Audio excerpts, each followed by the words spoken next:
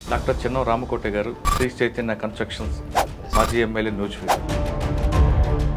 అప్పట్లో ఒక పేరు ఉండేది, కుడాలో పనిచేయడం అంటే అదృష్టం, మొత్తం శివారు ప్రాంతాల భూములనే మన చేతులు ఉంటాయి, విపరీతంగా డబ్బులు వస్తాయి, సర్వేలు మార్చొచ్చు. అది వాస్తవం అంటారా? మెషిన్ చేసేదైతే మీరు ఒక డిజైన్ ఇస్తే you can't change it.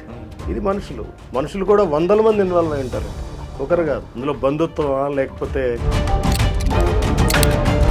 So దీనికి హుడా పాత్ర ఉంది, హుడా ఇన్వాల్వ్మెంట్ ఉంది, అవినీతి ఉందంటే అది వాస్తవం కాదండి.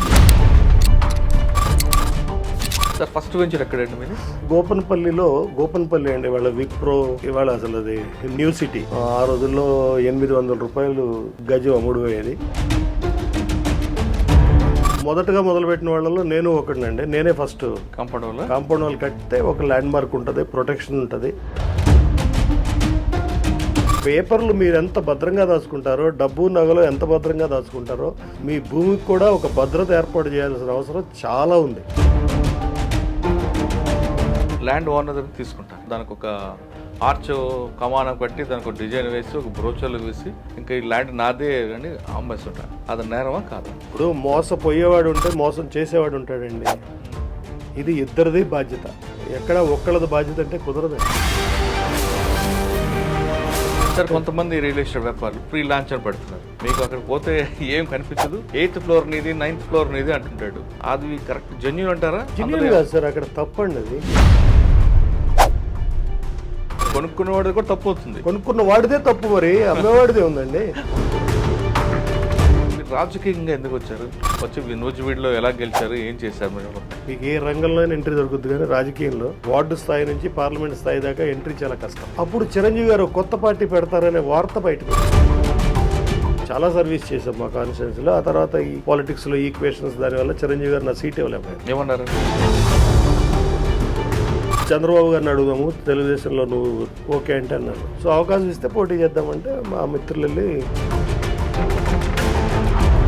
గవర్నమెంట్ ఎంప్లాయీ, బిజినెస్ మ్యాన్గా మారడం, తర్వాత పొలిటీషియన్గా వెళ్ళడం. ఇక్కడ ఈ మూడో స్టెప్లో మీకు ఏమైనా ఇబ్బంది అనిపించలేదా? ఫస్ట్ మా ఫాదరు నేను పాలిటిక్స్లో జర్నీ స్టార్ట్ చేశాకండి మా ఊరు వెళ్ళాను. మా నాన్న ఇంట్లో బెడ్రూమ్లో తీసుకెళ్ళి తలుపేశాడు. అరే ఇందిరాగాంధీ గారు అని ఎవరు అనట్లా, లేకపోతే జవహర్లాల్ నెహ్రూ గారు అంటున్నారు. రాజకీయాల్లో ఉంటే గౌరవం ఉంటుందని వెళ్ళేటప్పుడు రాజకీయాల్లోకి వెళ్తామండి.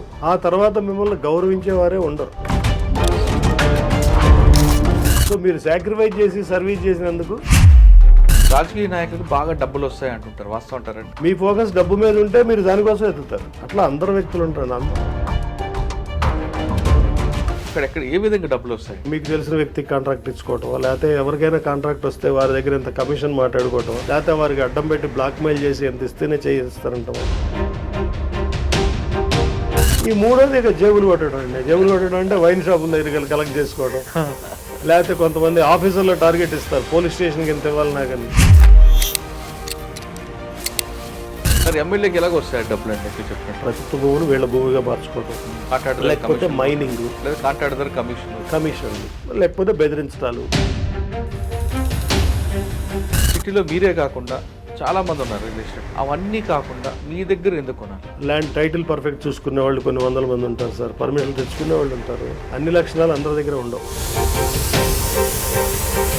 అంటే ప్రతి ఫ్లాట్ కూడా మీ ఇల్లు లాగానే కట్టుకొని వాళ్ళకి హ్యాండ్ ఓవర్ చేస్తారు? ఎస్, అట్లా ఏదున్నా మా పర్సనల్ ఎగ్జిక్యూషన్, దట్టు నా పర్సనల్ ఎగ్జిక్యూషన్లో నడుస్తుంది. అక్కడ ఏదైనా పొరపాటు జరిగితే నేను వేరే వాళ్ళు చేశారని చెప్పను సార్. కానీ కొంతమంది రియల్ ఎస్టేట్ వ్యాపారులు భారీ ఎత్తున ప్రకటనలు, ఆఫీసులు, ఈవెంట్లు పెడుతూ చేస్తుంటారు. అన్ని పెడతారు సార్, ఈవెంట్లు పెడతారు, బ్యాంక్ అకౌంట్లు తీసుకెళ్తారు, ఇంకా వేరే తీసుకెళ్ళి అన్ని అక్కడ వేయాలి. కూడా మన డబ్బులే. అది ముందు మీ తర్వాత మీ